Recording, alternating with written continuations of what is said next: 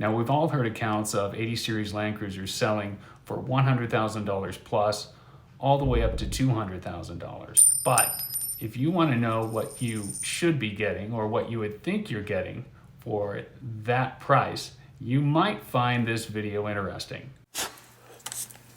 Just exactly how much would it cost to replace the entire drivetrain in your FZJ80 with all brand new parts, OEM from Toyota? That's what this video is about. Now, if you watched my previous videos, you'll know that's what we've chosen to do and we've embarked on. And along the way, we've captured a lot of information that I want to share with you.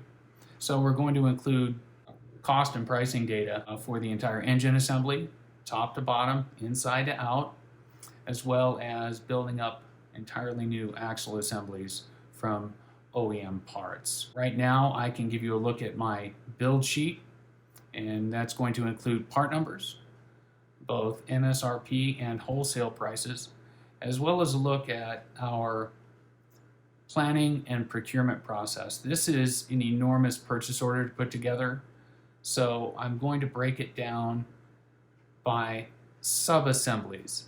That way, if you, for example, just want to go through and replace every hose or every OEM clamp that attaches to your engine, you can just pick that piece of information out and you'll have some idea of what you're in for. Okay, I hope you enjoy it. Here we go. We are going to price out an OEM build for the entire drivetrain of an 80 series Land Cruiser. Now, bear with me. These lists were made on an Excel spreadsheet. I've opened them here on a MacBook Pro, so they're not going to look or behave the same, but they'll work for the intended purpose here. Also, a little disclaimer, there will be some omissions in the overall list, but I'm pretty certain I'll get you within 90 to 95% of your total cost of parts or your bill of material. So why don't we just start right here with the block assembly. Oh wait, I digress. Let me show you how we have this organized, okay? We started with items, item numbers. We just numbered each item down this column. And then we have our part numbers in this column, the name of the part, and then the quantity of the part that would be needed. In this column, we have the manufacturer's suggested retail price. We didn't pay that. I'm going to show you how to get your parts a little bit cheaper. So these are the wholesale prices, or that's what we'll call them, but they're the prices that I got on online. And then over here, this column is irrelevant. That just means that I or Raina actually initiated that transaction. So why don't we just start with the block assembly right here. The first thing you're going to need is a short block assembly. That is the rotating block with the pistons and the crank in it. You can see over here the manufactured suggested retail price is $45.37. We paid $35.92, and then of course you're going to need everything that attaches to it. You got the drain cock assembly, the oil pan sub-assembly, and mind you, that is the lower pan. It might be worth noting right now that the mid pan is no longer available, so you'll need to donate that from another engine, maybe your existing engine. That's what we did. Then you're going to need your gasket kit, and then we get into all the little tiny stuff, the O-ring dipstick, the engine mounts, and then every single little thing. And you can see that here we have the camshaft sprocket, all the timing chain stuff, everything except for the upper part of the engine, the upper OEM head assembly. So once you build up the engine block assembly, we spent $6,090.44. Okay, now that we have the lower engine assembled, we're going to move to the upper, the engine head assembly.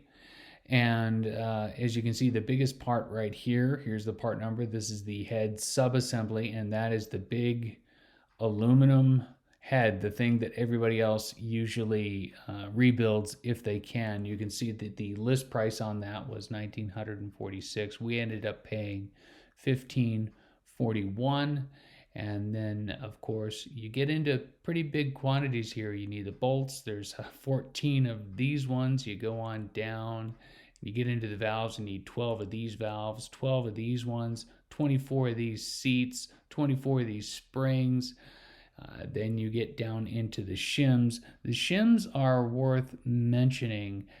There are multiple shims of different thicknesses, so we only have one part number here. There's an omission, of course.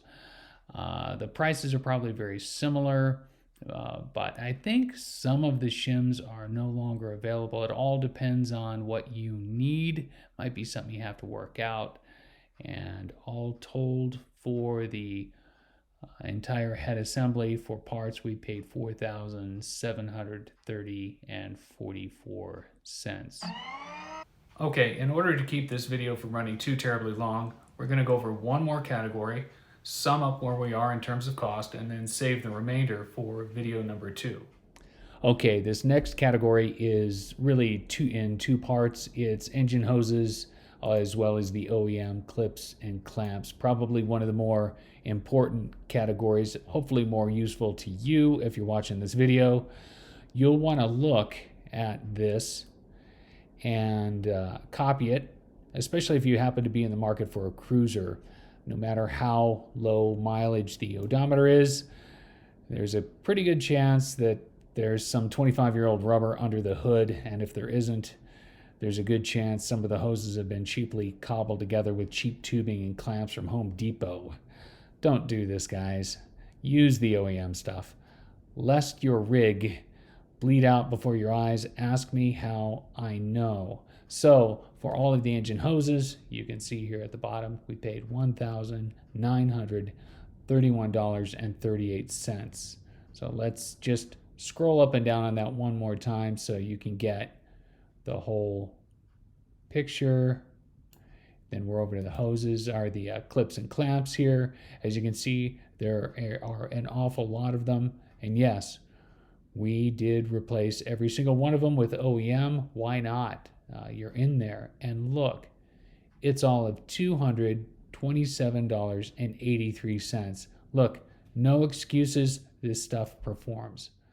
Okay, so to sum up this video with the block assembly, the head assembly, the hoses, and the hose clamps, we come to a running total of $12,980. Yes, that is $12,980. So you guys tell me, are we on a trajectory here by the time we tally this all up to justify a $100,000 Land Cruiser? I'd certainly love to hear your thoughts on this and whether you'd like me to continue to tally this up so that we get the true numbers and we know what the true value is. Okay, I look forward to hearing from you, and I'll see you in the next video.